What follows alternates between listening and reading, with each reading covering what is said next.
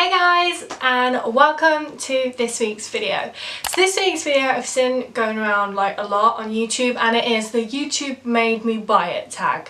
Now I own a lot of makeup and I have to say about 95% of it is from YouTube and people recommending it to me. Yeah, I thought I would go through some of the products that YouTube has made me buy and tell you guys whether they're actually worth it or not in like my honest opinion. So yeah, without further ado, let's get on into the video. So the first thing are these Urban Decay Naked palettes. Now these are single-handedly the most generic palettes everyone recommends on YouTube. Now I only have the first one, which is this one, and Naked 3. Part of the reason why is because after a while these become like really repetitive. This was the one that I bought first, of the Naked 3. This I would say is amazing. Like my favourite colour was, oh my gosh, the name rubbed off, but it's like the copper one, and I think it was called Trick. Yeah. But that was my favourite colour in this entire palette, but like all the way down to about here I would use. And then I mean you've got the darker colours here. The only reason that I chose this palette first was because of this bottom shade here called Black Heart. And when I actually tried that out on my eyes, it was actually really bad.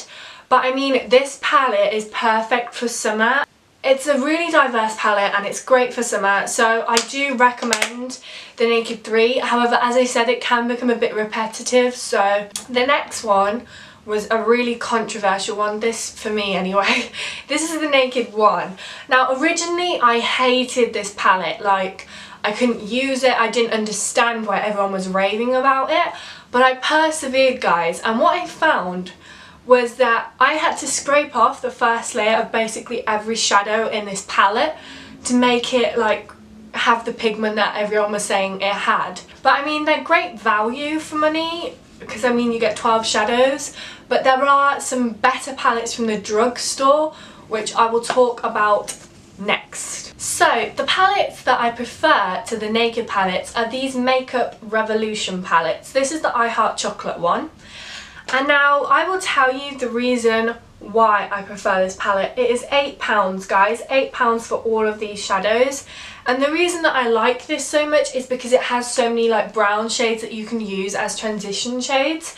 I find that in the Urban Decay palettes, they only have like 1 or 2 shadows that you can actually use as transition shades. Other than that, they're all shimmery, whereas in palettes like these, especially this one, there are so many different shades of brown that you can use. You can't go wrong with this palette purely because there's so many options. Overall, I would say save your money if you're not an avid Urban Decay fan and try out these Makeup Revolution ones instead. So to break it up, I'm going to go with this Nivea Post Shave Balm.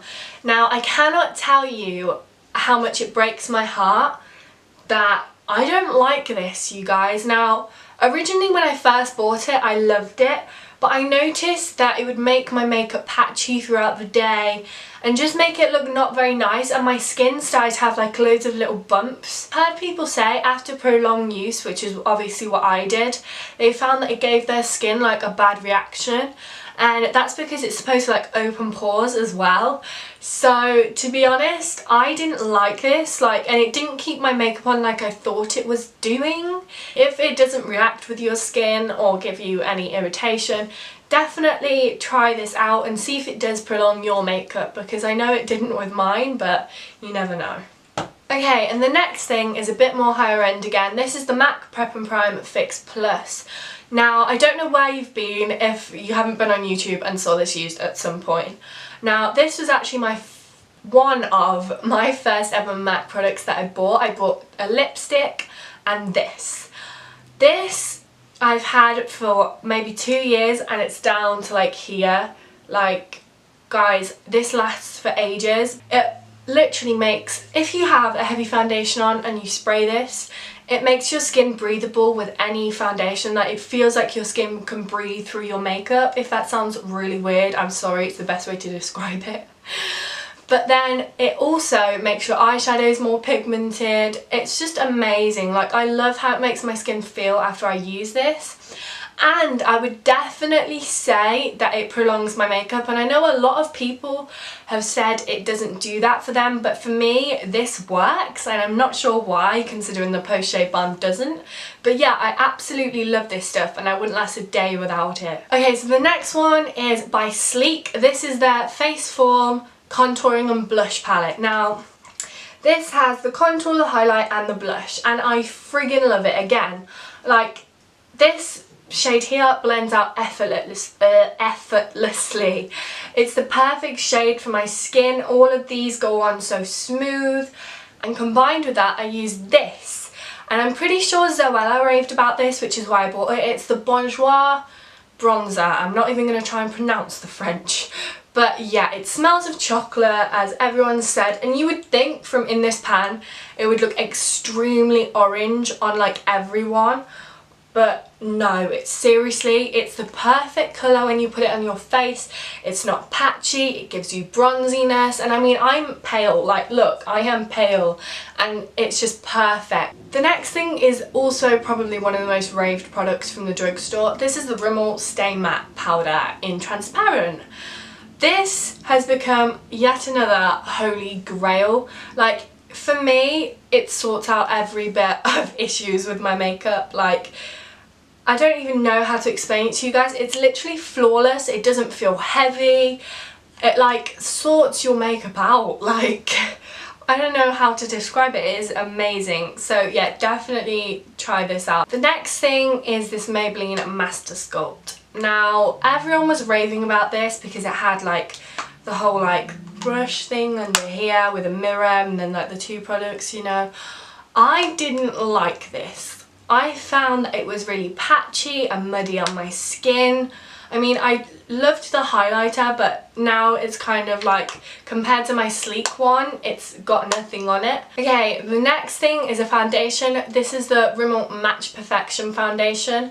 Now this is the new formula. I remember when they had their old formula and I friggin' loved it. It was my first ever foundation, just thought I'd give you a backstory there. But I never could quite find my shade until they updated their formula, and now I can fit into two shades. I can fit in the very lightest, which is this one, or the second lightest. Now, I didn't like this to start off with when I first started using it over the old formula. I found it was a bit too, I don't know, it was like going patchy on me and stuff. But for some reason, I friggin' love it now. Like, it reminds me so much of NARS Sheer Glow. Honestly, it's such a good dupe for it and it looks perfect on my skin now. I don't know why it wasn't working to start off with, but this is definitely a holy grail now, and the plus side is that I found my colour. So yeah, I definitely give this a go, especially as like a first foundation. It's cheap, it looks flawless, and yeah, I love it. Absolutely love it. And the last product, if you've been anywhere, you will know. This is the Maybelline Lash Sensational. Okay, I have some pros and cons to this guy. Like, I love how this makes my lashes look. Like, most of this I have on today other than my lipstick, which is a different MAC lipstick. But I also have this on. Now, I love this mascara. However, sometimes I find that when I pull out the wand, there's too much product on, so I have to wipe it off and then apply it, else my lashes end up looking horrible. I mean, I think it's worth the money. You just need to let it dry out a bit, in all honesty. So yeah, it lifts my lashes, it lengthens them, it keeps the curl. I mean, it's good, but sometimes the wetness of the product, if that makes sense, can wreck your lashes. So I definitely like try wiping the brush off, or like leaving it to dry out a bit first. Like, I know that sounds so weird to say, like, it's a mascara, you've got to use it. But yeah, that's my opinion on this. If you liked this video, please smash that big thumbs up and comment down below. It would also mean the world to me if you guys could subscribe and become a part of this family that we are creating. If you hit the bell, that will notify you for any future videos, just to let you guys know. And yeah, that is basically all I wanted to say. So I'll see you guys in next week's video at 5 PM. Bye guys! The first fact is that I am 17 years old. and my birthday is on October 14th. The second fact is that I have an insane fear of heights.